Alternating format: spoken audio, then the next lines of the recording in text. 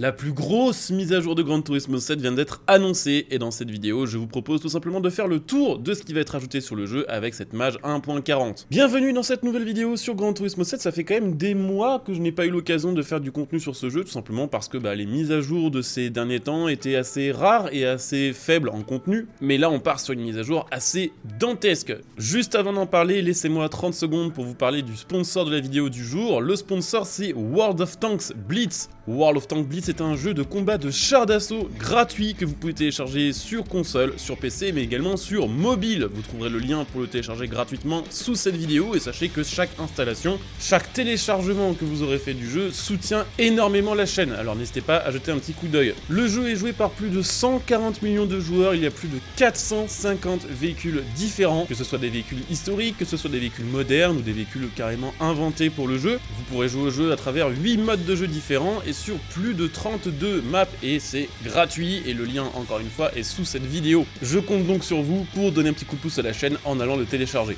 En sachant qu'en plus, tous ceux qui téléchargent le jeu et qui m'envoient un petit screen seront inscrits dans la liste des soutiens de l'année pour le tirage au sort de la fin de l'année, donc n'hésitez pas à jeter un petit coup d'œil. La mise à jour 1.40 sort aujourd'hui le 2 novembre 2023 et elle ajoute énormément de choses. Déjà on va parler un petit peu des nouvelles voitures puisque sur cette mise à jour il y a 7 nouvelles voitures ajoutées sur le jeu, c'est presque 2 fois plus que sur les mises à jour classiques de Gran Turismo. Et ce qui est très cool, c'est que dans cette liste de voitures, il y a quasiment que des bangers, à part peut-être un modèle. Il y a déjà la Dodge Charger RT MI de 1968 qui sera disponible au concessionnaire des voitures légendaires. Et également la Dodge Challenger Demon de 2018 qui va être ajoutée sur le jeu. La Lexus LFA de 2010 qui était très attendue, très hâte de voir le son qu'elle va faire sur le jeu. C'est clairement, on va dire, que c'est probablement l'une des voitures qui sonne le mieux au monde. Donc c'est une voiture sur laquelle il y a une grosse attente sur le jeu. Autre ajout assez sympathique, la Mercedes-Benz 190E Evolution 2 de 1991, elle aussi disponible chez le concessionnaire, voiture légendaire, donc là aussi il va falloir un petit peu farmer la thune.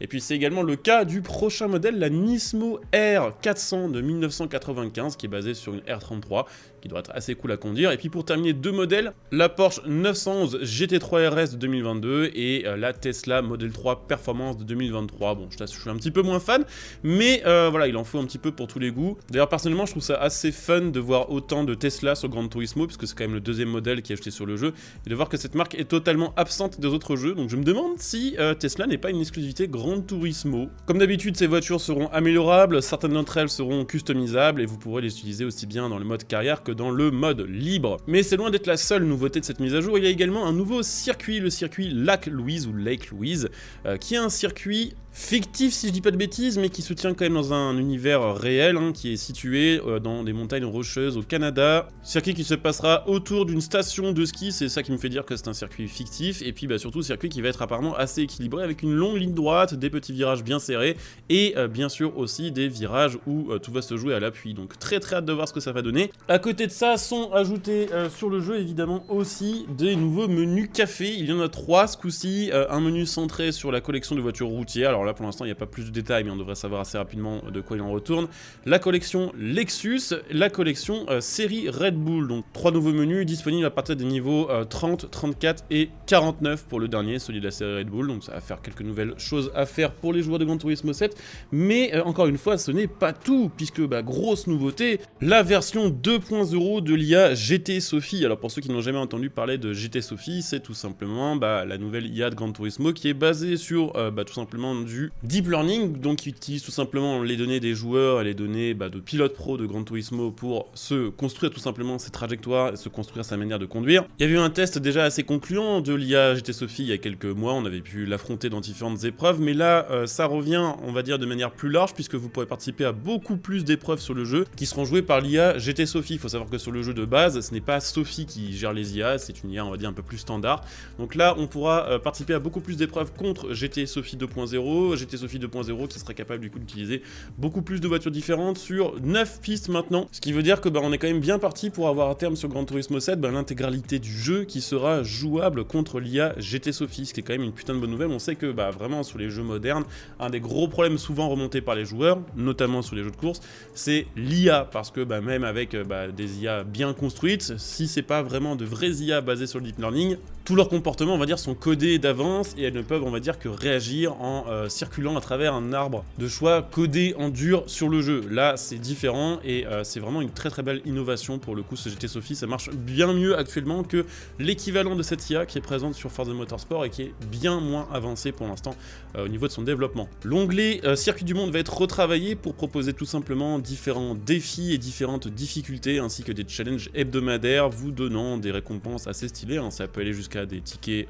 6 étoiles. Donc il y aura différents thèmes et ça changera assez régulièrement et évidemment à chaque fois vous aurez le détail de quand l'épreuve commence et de quand elle termine pour savoir combien de temps vous avez pour y participer. Mon gros point préféré de cette mise à jour, c'est l'ajout de nouveaux niveaux de permis sur le jeu. Il y a déjà les permis de base avec certains challenges qui sont quand même assez durs, hein, sur la super licence notamment. Je pense que tout le monde a, on va dire, en souvenir l'épreuve de fin avec la Porsche sur le circuit de Spa sous la pluie qui est quand même assez difficile.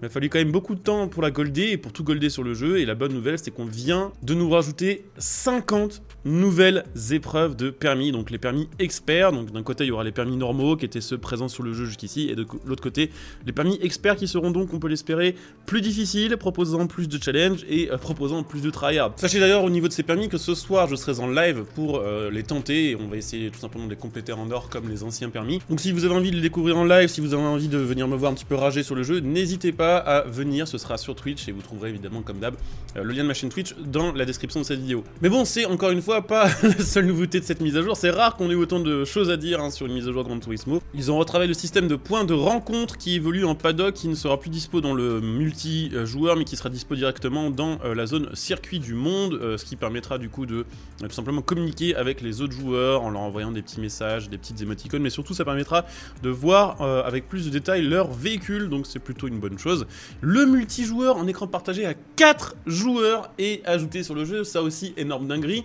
C'est déjà assez rare les jeux multi maintenant en local où on peut jouer à 2, donc là à 4 sur une seule et même machine, c'est quand même assez fou. Alors sachez par contre que cette mise à jour, enfin en tout cas ce point de la mise à jour ne sera que sur PS5 et non pas sur PS4, mais ça reste quand même une énorme dinguerie. Il y aura également un retravail de certaines fonctionnalités du mode photo, également un retravail du tableau de bord de progression qui vous montrera avec plus de lisibilité tout simplement ce que vous avez déjà complété sur le jeu et à quel point vous avez avancé dans votre carrière de Gran Turismo 7. Et puis pour terminer, évidemment comme d'habitude, des petites nouveautés aussi pour le mode Scapes, hein, le mode photo, on va dire dans des univers réalistes de Gran Turismo 7. Ils se sont fait un petit kiff et ils ont ajouté comme lieu pour prendre des photos les bureaux de polyphonie digitale, donc là où est développé le jeu. Donc ça c'est pour fêter le 3000e emplacement de photos ajouté sur ce jeu. Il y a littéralement 3000 endroits au monde dans lesquels vous pouvez prendre des photos et ça c'est quand même assez dingue. Donc 7 nouvelles voitures, également le mode partagé, GT Sophie, le rework du système de carrière circuit du monde, des nouveaux menus café, des nouveaux permis, des nouveaux circuits, enfin vraiment c'est une grosse mise à jour. Pour le coup je ne sais pas s'ils avaient gardé cette mise à jour là de côté pour éventuellement faire la riposte face à Forza Motorsport au moment de sa sortie. En tout cas perso je trouve que c'est vraiment la plus grosse mage que le jeu ait connue depuis sa sortie, peut-être pas loin devant la mise à jour de la VR qui avait aussi quand même fait parler beaucoup à l'époque. Et puis ce qui est beau c'est que tout ça, ça arrive quand même gratuitement sur Gran Turismo 7, il suffit juste d'avoir une connexion internet pour mettre le jeu à jour et ça c'est quand même très cool.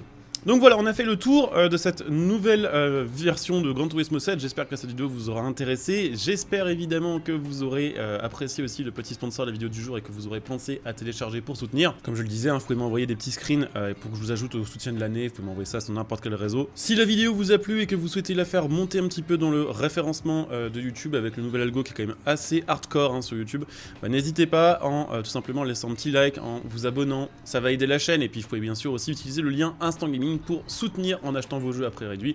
N'hésitez pas, là aussi les liens seront sous la vidéo. Je coupe ici, je vous dis à très bientôt, bon jeu à tous, ciao.